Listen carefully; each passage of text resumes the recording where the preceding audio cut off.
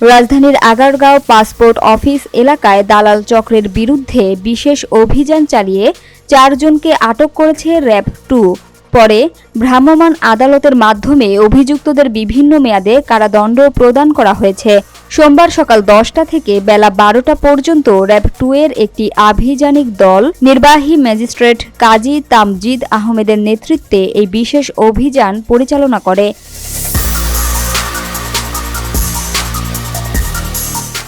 অভিযানে পাসপোর্ট প্রক্রিয়াকে ঘিরে দীর্ঘদিন ধরে সক্রিয় একটি সংঘবদ্ধ দালাল চক্রের 4 সদস্যকে হাতে নাতে আটক করা হয়। র্যাব-2 সহকারী পুলিশ সুপার খান আসিফ তপু জানান, এসব দালাল পাসপোর্ট করতে আসা সাধারণ প্রার্থীদের ফর্ম পূরণ, ফর্ম সত্যায়ন, ভুল সংশোধন এবং দ্রুত ভেরিফিকেশন ছাড়াই পাসপোর্ট সরবরাহ করার নামে প্রতারণা করে আসছিল। তারা গ্রাহকদের কাছ থেকে মোটা অঙ্কের টাকা হাতিয়ে নিচ্ছিল।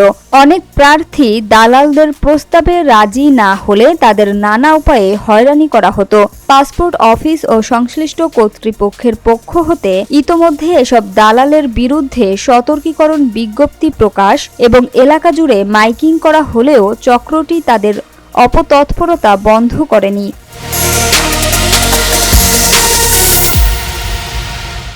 খান আসিফ তপু আরও জানান, অভিযানে আটক ব্যক্তিরা দালাল চক্রের সক্রিয় সদস্য এবং তারা প্রতিনিয়ত সাধারণ মানুষকে প্রতারণার মাধ্যমে ভোগান্তিতে ফেলেছিল। তাদের স্বীকারোক্তির ভিত্তিতে দোষী সাব্যস্ত করে ভ্রাম্যমাণ আদালত বিভিন্ন মেয়াদে কারাদণ্ড প্রদান করে।